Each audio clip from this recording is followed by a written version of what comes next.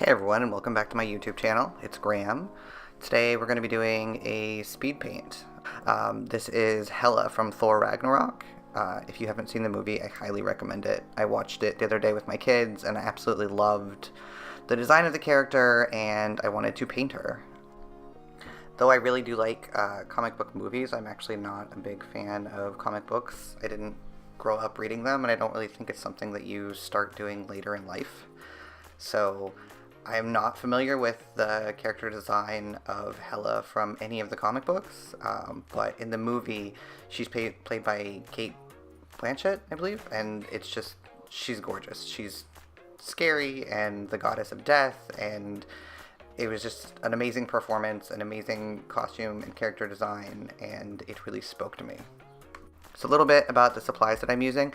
At the very beginning, you saw me using a really cool pencil sharpener that I really like. I believe I got it from Art Snacks. It's a long point, I believe, pencil sharpener by Coom. So it's got two holes. One of them is specifically set to sharpen the wood, and the other one specifically sharpens the lead. It gives you this really beautiful, like, super precise point, which I've not found in any other sharpener. And of course you can see I was using my Prismacolor Color Erase in Rose. I did the original sketch in my sketchbook, and then I resketched it onto the paper that I'm using. I saved you all the trouble of having to watch me sketch it twice. I actually did like the sketch that I did in my sketchbook better than the sketch that ended up on the watercolor paper, but oh well, that's neither here nor there. I'm actually using my Gonzi Tombi watercolor set for this painting, and some pretty interesting paper that I got from my local art store. So it's Vincent Rossi cold press handmade watercolor paper.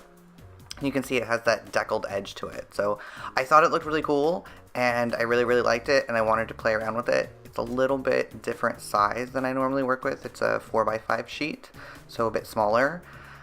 In the end, though, I kind of hate it. I don't know why. I don't know if it was the paint or if it's just the paper or the combination of the two of those things, but you can see as I'm painting this that I have to go over the same spot multiple times because the paper just sucked up the paint.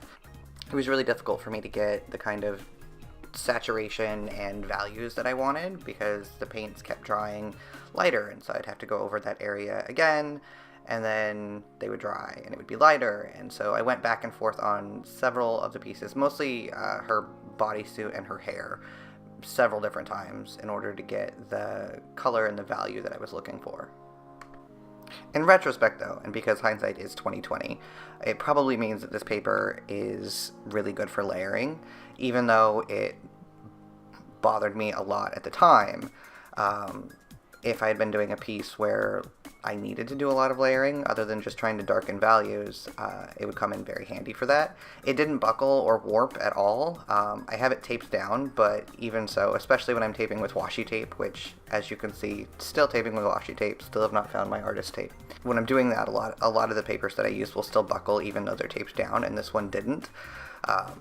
So, when I was a kid, my dad always told me if you don't like something, you have to try it again anyway, so always try something at least twice. So this paper will definitely get used again. I'm going to try to use it for something that requires a little bit more layering, or would benefit from more layering, to see if maybe it's less frustrating in that kind of application. The paints, though, I have used several times in past paintings. I love Gonzi Tombi watercolors.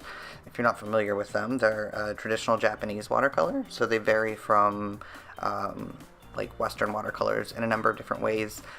My understanding is the main difference is the binder, as well as the form factor. So they come in a pan. There's no tubes of them, they're always pans, and all of the pans that I've seen of them are about 3 times the size of what I would like a normal full pan size. They're much shallower though. I have the 36 sets of them, and they have a lot of really unique colors. They're a bit glossier than normal watercolor, I would say, and that's probably because of the binder. Rather than just gum arabic, I believe they use honey as well as a couple of other different binders in there. if you use them in a really opaque form, not watered down very much, they can be kind of glossy. The other thing that I really like about the paints is that you can use them in a pretty opaque form. You'll see in a little bit when I do her eyes, I'm actually able to lay white watercolor on top of pigmented watercolor, and the white shows up. So that's not something that I could do with other watercolors. So I really like them for that. They also blend really well, and they lift really well.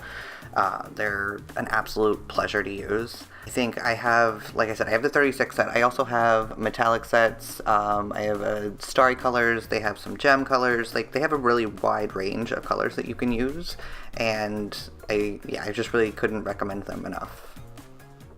As always, I'll put links to all of the materials that I use in the description below, so you can get your own if you'd like.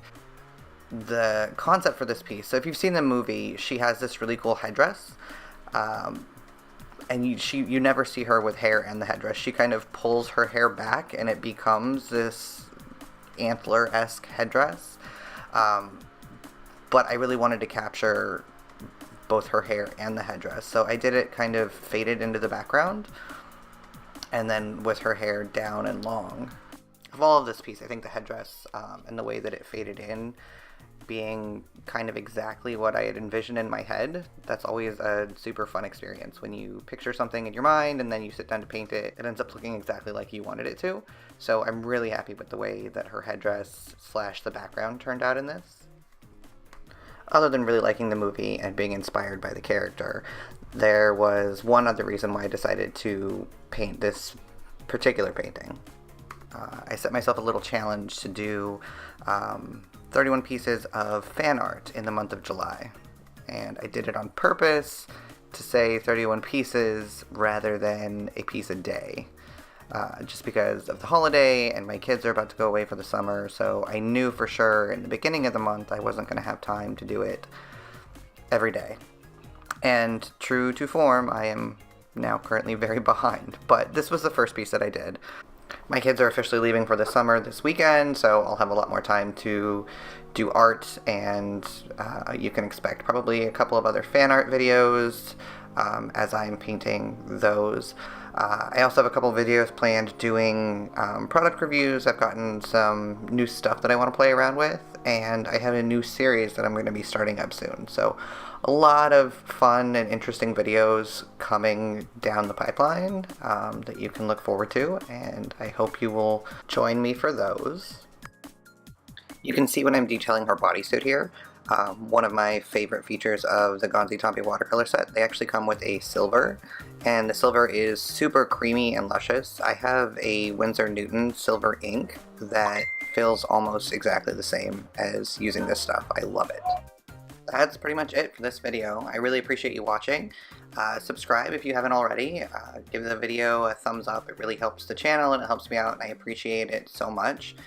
You can click the notification bell to be notified of when I post a new video, and I hope you have a great day.